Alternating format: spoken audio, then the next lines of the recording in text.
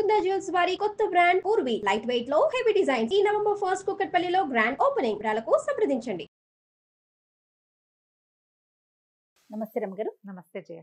రమగారు, సంకటహర చతుర్థి దీని యొక్క విశిష్టత, ఆ రోజు అసలు మనము ఆచరించాల్సిన విధి విధానాలు, ప్రత్యేకమైన పూజలు అందరూ చేసుకోవచ్చా, ఏంటి రమగారు అసలు? ప్రతిసారి మాట్లాడదాం జయ. మనం ప్రతి సంవత్సరం వినాయక చవితి అప్పుడు ఇది చెప్తూ ఉంటాం.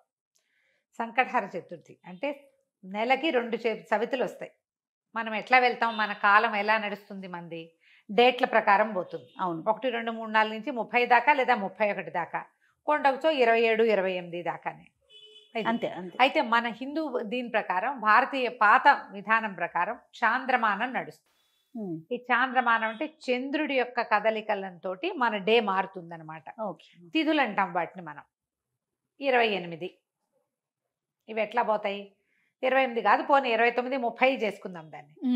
పాడ్యమి నుంచి మొదలు పెట్టుకుని పౌర్ణమి దాకా 15. ఓకే. అక్కడి నుంచి 16వ రోజు నుంచి మళ్ళీ పాడ్యమి నుంచి మొదలు పెట్టుకుని అమావాస్య దాకా. ఓకే. ఇట్లా మన తిథులు నడుస్తూ ఉంటాయి. ఇందులో ప్రతి నెల 2 పాడ్యములు రావాలి, 2 విధియలు, 2 తదియలు, 2 చవితులు, 2 పంచములు, 2 షష్ఠులు, 2 సప్తములు, అన్ని 2 రావాలి. 2 రానివి ఏమిటి? ఒకటి పౌర్ణమి, రెండోది అమావాస్య. అవి మాత్రం సింగిల్ డేట్స్. చతుర్దశులు, త్రయోదశులు, దశములు, ఏకాదశులు అన్ని 2 రావాల్సింది. ఏకాదశి నియమం మనకి సాధారణంగా ఉంటుంది. ఎట్లా? శుక్ల ఏకాదశి, బహుళ ఏకాదశి. ఏకాదశి నాడు ఉపవాసం ఉండటం, ద్వాదశి నాడు ద్వాదశ పారణ చేయటం మన తాలూకు హిందూ సంప్రదాయం. అలాగే హిందూ సంప్రదాయం ప్రకారం నెలలో వచ్చే 2 చవితులని మనం వినాయక ఆరాధన చేయవచ్చు. ఓకే. ఈ చవితి ఆరాధన మనం ప్రత్యేకంగా ఎప్పుడు చేస్తాము? వినాయక చవితి చేసుకుంటాం. ఒక శుక్ల చవితి సంవత్సరంలో ఒక్కసారి వినాయక శుద్ధ చవితి నాడు, అది మన భాద్రపద శుద్ధ చవితి నాడు వినాయక వ్రతకల్పం చేసుకుంటాం. వినాయకుడి పుట్టినరోజని, ఆ రోజునే ఆయనకి గణాధిపత్యం లభించిందని, వాళ్ళు ఆయన్ని పూజిస్తే అన్ని విఘ్నాలు తొలగిపోతాయని గణాధ్యక్షుడని ఆయన్ని కొలుచుకుంటాం. అలాగే ప్రతి నెలా వచ్చేటువంటి కృష్ణ చవితి నాడు, బహుళ చవితి నాడు వినాయక ఆరాధన చేస్తే సమస్త విఘ్నాలు తొలగిపోతాయి అనేది ఒక ప్రత్యేకమైన నియమంగా చెప్తారు. ఓకే. ఈ నియమాన్ని మనకంటే ఎక్కువగా తమిళులు పాటించేవారు. వాళ్ళు ఎక్కువ పాటిస్తారు.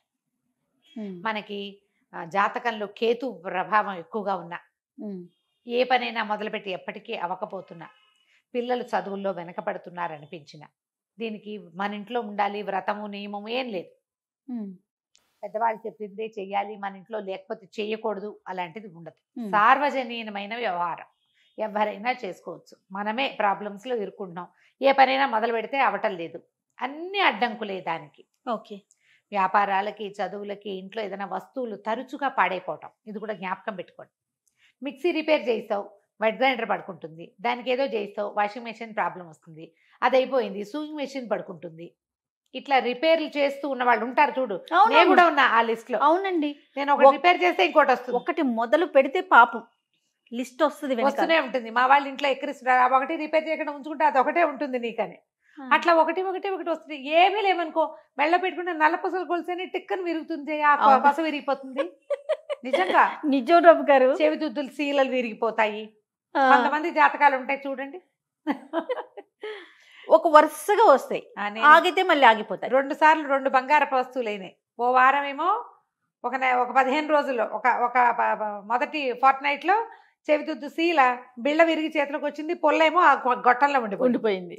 ఇదేమిట్రా ఇలా అయింది, దీన్ని చేయించాలి అనుకుంటున్నా. సరిగ్గా 15 days తిరగగానే చిన్న గొలుసు ఒకటి పెట్టుకుంటాను నేను, హుక్ దగ్గర విరిగింది. దాన్ని రిపేర్ చేయించా, చెవిది ఈ గొలుసు విరిగింది. గొలుసు ఇంకా రిపేర్ చేయించలేదు, ఉంచారు. మళ్ళీ ఇంకోటి వస్తుందని. నెక్లెస్లు అవి లింకులు ఊడిపోతే ఏం చేస్తాను, అలా అనిపిస్తుంది నాకు. ఇలాంటి వాళ్ళు వీళ్ళందరూ సంకటహర చతుర్థి చేసుకోవచ్చు.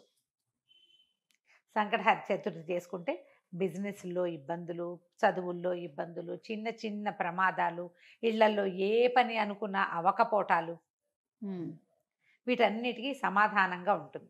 జాతకాల్లో అయితే మాత్రం కేతువు తాలూకు ప్రభావం ఉన్నప్పుడు, కేతువుతోటి ఇబ్బందులు పడుతున్నప్పుడు, గ్రహస్థితుల్లో కేతు ఉన్నప్పుడు కూడా మనం ఇది చేయమని చెప్తారు.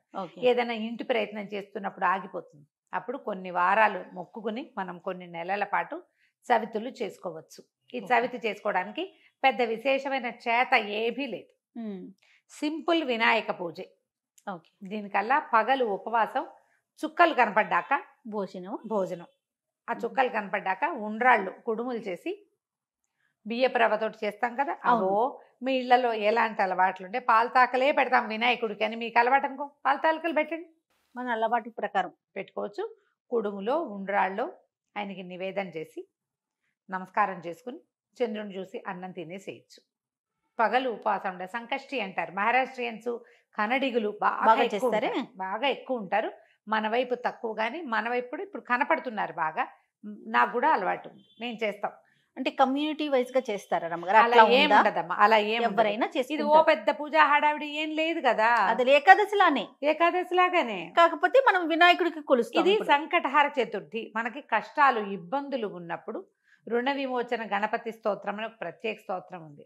ప్రణమ్య శిరసాదేవం గౌరీపుత్రం వినాయకం, ఇలా స్టార్ట్ అవుతుంది.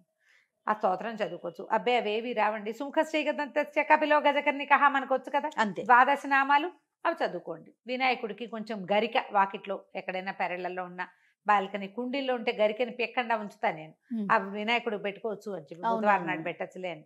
ఆ 2 గరిక పోచలు వినాయకుడికి సమర్పించడం, ఉండ్రాళ్ళు సమర్పించి నమస్కారం చేసుకోండి. ఇది చాలా మంచిది. మరి పసుపుతోటి వినాయకుడిని చెయ్యాలి అదేదో సిద్ధాంతంగా చెయ్యొద్దమ్మా, ఎంత సింపుల్గా అయినా చేసుకోవచ్చు. సాయంకాలం సమీపంలో ఉన్న ఏ దేవాలయంలోనే గణపతి చతుర్థులు చేస్తారు. అన్ని చోట్ల వినాయక ప్రతిష్ట ఉన్న ప్రతి చోట సంకటహార చతుర్థి పూజ చేస్తారు. వెళ్ళి గుళ్ళో పూజ చేయించుకోండి, హాయిగా ఇంటికి వచ్చి భోజనం చేయండి, అంతే. కుడుములు ఏమైనా ఉండి మీ గుళ్ళో వాళ్ళు ఒప్పుకుంటే, ఆ దేవాలయం పద్ధతిని బట్టి కదా, ఒప్పుకుంటే మీరే కుడుములు తీసుకెళ్ళి స్వామివారికి అక్కడ నివేదన చేసి అందరికీ ప్రసాదం పంచిపెట్టండి. వినాయకుడికి వచ్చిన బెల్లం ముక్క నివేదన పెట్టడం ఒక అలవాటుగా చేసుకోండి. మనకి ఇలాంటి సమస్యలు ఉంటే కనుక తప్పకుండా కొంచెం బెల్లం నివేదన పెట్టడం, వినాయకుడి కోసం ఒక దీపారాధన చేయటం, దీపం పెట్టుకోవటం, దీపం పెట్టగానే వినాయకుడికి సంబంధించిన శ్లోకం చదువుకోవటం, ఓ బెల్లం ముక్క ఖచ్చితంగా, నువ్వు పళ్ళు పెట్టు పాలు పెట్టు అవి ఏమైనా పెట్టుకో, వినాయకుడికి బెల్లం ముక్క పెట్టాలి. ఇలా నివేదన పెడితే మనకి చాలా సమస్యలు తీరుతాయి. ఇప్పుడు నవంబర్ 1 వచ్చినట్టుంది. అవునండి, అంతేనా? అవును. ఆ ప్రతి నెల చూసుకోండి, క్యాలెండర్లో ఉంటుంది. మీరు ఈజీ మెథడ్ ఏంటి, క్యాలెండర్లో నోట్ చేసి పెట్టుకోండి. ఇందులో మళ్ళీ ఒక స్పెషల్ ఉంది. మంగళవారాలు గనక ఈ చతుర్థి వస్తే చాలా విశేషం. అంగారక చతుర్థి అంటారు దాన్ని. అది చాలా విశేషమైంది. అది ఎక్కువ సమస్యలు తీరుస్తుంది, ఇంకా ప్రాబ్లమ్స్ తీరుస్తుంది. దీనివల్ల బ్రహ్మాండం బద్దలైపోయి వారికి ఏదో వస్తుందని కాదు, కొన్ని జాతకపరమైన సమస్యలు తీరుతాయి. ఏ పనులు కానప్పుడు మనకు ఒక శాంతిగా ఉంటుంది. చికాకు తగ్గినా చాలు కదా అమ్మగారు, ఏదో వచ్చి మీద పడక్కర్లేదు. జస్ట్ మనకు ఉన్న ఆ చికాకు, ఆ బాధ, మనసు శాంతిగా ఉంటే అదే చాలు. అంతకంటే ఆటోమేటిక్ గా సమస్యలు పరిష్కారం అవుతాయి. అవును, అలా చేసుకోవచ్చు. మంగళవారం చతుర్థి వచ్చిందనుకో ఇంకా కంఫర్టబుల్ గా ఉంటుంది. ఒక 40 చేయొచ్చు, ఇవి 40 చేయొచ్చు, 21 చేయొచ్చు, 5 నేను 7 లెక్క పెట్టుకుని కూడా చేస్తా. ప్రతి నెల సంకటహర చతుర్థి నాడు పొద్దున్నే మా అక్కయ్య నేను ఒకళ్ళు గుర్తు చేసుకుంటాం ఇవాళ చతుర్థి అని. ఓకే, జ్ఞాపకం చేసుకుని మా ఇద్దరికి అలవాటు ఉంది. నాకు కొంచెం వినాయక ఇవి కూడా ఎక్కువ కదా, ఎక్కువ శ్లోకాలు చదువుకుంటాను. నేను చిన్నప్పుడు చదువుకున్న తొండమున ఏకదంతమును కూడా చదువుతారు రోజు. నేను నాకు అది అలవాటు. ఎవరి అలవాట్లు వాళ్ళవి కదా, మీరు అలవాటు చేసుకోండి. ఏదైనా ఇలాంటి సమస్యలు ఉన్నప్పుడు ఇట్లా చేసుకోవచ్చు. ఇది కొన్నాళ్ళు చేసి మానేయచ్చా లాంటి ప్రశ్నలు వస్తాయి ఎంతసేపు. కొన్ని వారాలు నియమంగా పెట్టుకోండి, కొన్ని నెలలు, ప్రతి నెల సంకటహర చతుర్థి చేయాలి. 2 సార్లు సంవత్సరం 2 సార్లు వస్తుంది కదా. మీరు కృష్ణ చతుర్థి మామూలు చతుర్థి కూడా చేసుకోవచ్చు. లేదా నేను సంకష్టే చేస్తాను అంటే కనుక సంకష్టులు మాత్రమే చేసుకోవచ్చు, సంకటహర చతుర్థి మాత్రమే చేసుకోవచ్చు. ప్రతి నెల చేస్తే ఇప్పుడు సంవత్సరం చేద్దామని మొక్కున్నాం అనుకోండి, 12 అవుతాయి. ఒకవేళ మధ్యలో ఒక నెల పీరియడ్ వచ్చింది, ఆడవాళ్ళకి సమస్యలు వస్తాయి, ఇంకోసారి మళ్ళీ మొదలు పెట్టక్కర్లేదమ్మా, కంటిన్యూ చేసుకోవచ్చు. దీనికి మీరు ఈజీ మెథడ్ ఏంటంటే, ఇప్పుడు స్మార్ట్ ఫోన్లు వచ్చినాయి కాబట్టి స్మార్ట్ ఫోన్లో చూసుకుని పెట్టుకోండి డేట్లు. నేనైతే క్యాలెండర్లో రౌండ్ ఆఫ్ చేసి పెట్టుకుంటా ఇవాళ చతుర్థి అని. వాళ్ళు కూడా ఎర్ర వినాయకుడు బొమ్మ వేస్తుంటారు, అక్కడ వినాయకుడు బొమ్మ కనపడుతుంది, టీటీడీ వాళ్ళ దాంట్లో కనిపిస్తూ ఉంటుంది.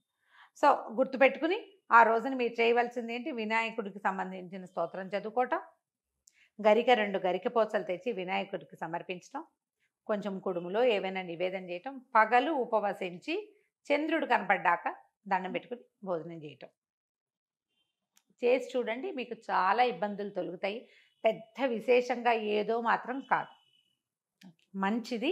మీకు ప్రధానమైనది ఏంటంటే ఇబ్బందులు తొలుగుతున్నట్టు కనపడుతుంది కానీ. అది రైట్ అమ్మగారు. నమస్తే. నమస్తే జీ.